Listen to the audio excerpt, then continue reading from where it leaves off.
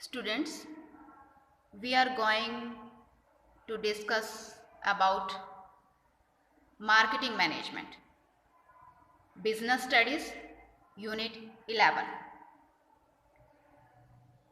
इसमें हम आज डिस्कस करेंगे meaning of marketing, features of marketing and functions of marketing. तो first we have what is the meaning of marketing. all the activities related to buying and selling of a product.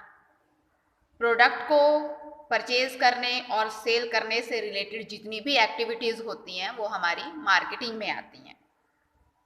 इसे हम marketing बोलते हैं. Then marketing is a process under which valuable goods services are created, offered and by doing transactions independently the need are satisfied. Marketing वो process है जिसके अंदर valuable goods और services को क्रिएट किया जाता है, उन्हें ऑफर किया जाता है और ट्रांजैक्शंस के द्वारा ज़रूरतों को सेटिस्फाई किया जाता है. Features of marketing. First feature of marketing is need and want. Marketing is the process of fulfilling the needs and wants of the consumers. Marketing वो प्रोसेस है जो कंज्यूमर्स की नीड्स और वांट को पूरा करती है, उनकी ज़रूरतों को पूरा करती है. Second is creating a market offering. Market offer create करती है. अब मार्केटिंग के द्वारा ही कंज्यूमर्स को उन गुड्स के बारे में, उन प्रोडक्ट के बारे में पूरी इंफॉर्मेशन मिलती है, like name of the product and services, type, price, size, जहाँ पे वो अवेलेबल होंगे, ये सारी इंफॉर्मेशन मार्केटिंग के थ्रू ही कस्टमर को मिलती है, तभी वो उन चीज़ों को परचेज करता है, उस प्रोडक्ट को परचेज करता है. Third is customer value. A buyer analysis the cost and the satisfaction that a product provides before buying it. अब कस्टमर वैल्यू, एक परचेज करने वाला यानी कि एक बायर कॉस्ट और उससे मिलने वाली सेटिस्फैक्शन को, जो वो प्रोडक्ट उसे सेटिस्फैक्शन प्रोवाइड करवाएगा, उनको एनालाइज करता है कि क्या वो जितनी कीमत उसकी पे कर रहा है उसके अकॉर्डिंग उसको सेटिस्फैक्शन मिल रही है या नहीं मिल रही है. तभी वो उस चीज को परचेज करेगा जब वो सेटिस्फाइड है कि जितनी कीमत वो दे रहा है उसके बराबर की संतुष्टि वो प्रोडक्ट उसे दे रहा है, प्रोवाइड करवा रहा है, तो तभी वो उसे परचेज करता है. Then fourth is exchange mechanism. अब एक्सचेंज करना इसकी एक इम्पोर्टेंट फीचर है. Exchange has a special importance in marketing. Marketing is a process which involves exchange of goods and services for many conditions. अब इसमें ये सारी conditions हैं एक्सचेंज मैकेनिज्म में. अब एक्सचेंज करने के लिए टू पार्टीज का होना जरूरी है, एक बायर और दूसरा seller. Both parties are free to accept और रिजेक्ट द ऑफर. दोनों पार्टीज उस ऑफर को रिजेक्ट करने के लिए या एक्सेप्ट करने के लिए फ्री होनी चाहिए. कम्युनिकेट करने की आपस में दोनों पार्टीज में एबिलिटी होनी चाहिए. Both do the transactions independently and without pressure. दोनों की जो ट्रांजेक्शन है आपस की, जो लेन देन है दोनों का, वो इंडिपेंडेंटली और बिना किसी प्रेशर के होना चाहिए, अपनी मर्जी से होना चाहिए. Both the parties make transactions for their own satisfaction. दोनों पार्टीज अपनी सेटिस्फैक्शन, अपनी को पूरा करने के लिए, अपनी सेटिस्फैक्शन के लिए ट्रांजेक्शन को करती है. नेक्स्ट पॉइंट है हमारा function of marketing. First function of marketing is gathering and analyzing marketing information. अब मार्केटिंग के फंक्शन क्या क्या है, क्या क्या करता है, मार्केटिंग के अंदर क्या क्या काम होते हैं. अब मार्केट से इंफॉर्मेशन को इकट्ठा करना, उसे एनालाइज करना. अब ये किस तरह की इंफॉर्मेशन है कि कस्टमर क्या चाहता है, किस प्राइसेस पे चाहता है, कितनी क्वांटिटी चाहता है, वो क्या चाहते हैं, किस तरह की एडवर्टाइजिंग वो पसंद करेंगे, किस तरह की एडवर्टाइजिंग जो है वो देनी चाहिए, किस तरह वो अपनी ज़रूरतों को पूरा करना चाहते हैं, and what kind of distribution system do they like, और किस तरह का डिस्ट्रीब्यूशन सिस्टम वो लाइक करते हैं। तो all the relevant information about the consumer is collected and analysed. तो कंज्यूमर के बारे में उनसे रिलेटेड सारी प्रोडक्ट से रिलेटेड किस तरह की प्रोडक्ट वो चाहते हैं, किस प्राइसेस पे चाहते हैं, इन सारी इंफॉर्मेशन को कलेक्ट किया जाता है और एनालाइज किया जाता है, और इसी एनालिसिस के बेस पे सारे एफर्ट्स किए जाते हैं which product has the best opportunities in the market, कि किस तरह की प्रोडक्ट को मार्केट में किस तरह के प्रोडक्ट के लिए अपॉर्चुनिटीज हैं मार्केट में। Then second is marketing planning, ये एक इम्पोर्टेंट हिस्सा है। मार्केटियर क्या करता है, मार्केटिंग प्लान करता है कि उसको क्या कैसे करने हैं, अपनी सेल को प्रमोट करने के लिए किस तरह के एफर्ट्स करने हैं। तो वो डिसाइड करता है क्या किसे करना है, कैसे करना है। To do this is known as marketing planning. Third is product designing and development. अब ऐसा नहीं है कि एक बार प्रोडक्ट को बना दिया और काम हो गया, उसको कंटिन्यूअसली डेवलप भी करना होता है ताकि लगातार कस्टमर जो है उसकी तरफ अट्रैक्ट होते रहें। तो प्रोडक्ट को डिज़ाइन करना और उसे डेवलप करना। Fourth is standardization and grading, उनको स्टैंडर्डाइज करना, ग्रेड करना उनके लेवल के अकॉर्डिंग।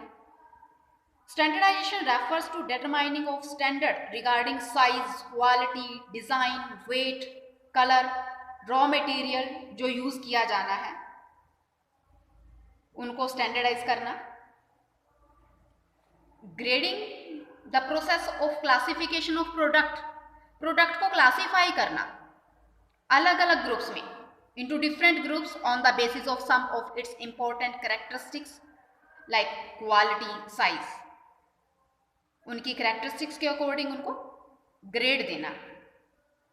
कोई भी प्रोडक्ट ग्रेड के नाम दिए जा सकते हैं, ये ए ग्रेड का है, बी ग्रेड का है, सी का है, ए में हायर लेवल का आ गया, बी में मीडियम लेवल का प्रोडक्ट आ गया और सी में थोड़ा उससे लो लेवल का प्रोडक्ट आ गया। तो जिसे हाई लेवल का प्रोडक्ट चाहिए वो ए ग्रेड का प्रोडक्ट ही चूज करेगा। Fifth is packaging and labelling. अब पैकेजिंग भी डिफरेंट तरीके से होती है, उसमें किसी तरह के सामान को बोटल्स में, कंटेनर में, प्लास्टिक बैग्स में, टीन के डिब्बों में या फिर वुडन बॉक्सेस में या जूट बैग में पैक किया जा सकता है। तो कस्टमर जो है पैकिंग को देख के भी अट्रैक्ट होते हैं। फिर लेबल करना, लेबल एक स्लिप होती है जो प्रोडक्ट की सारी इंफॉर्मेशन उस स्लिप पे होती है, उसे लेबल बोलते हैं। Sixth is branding.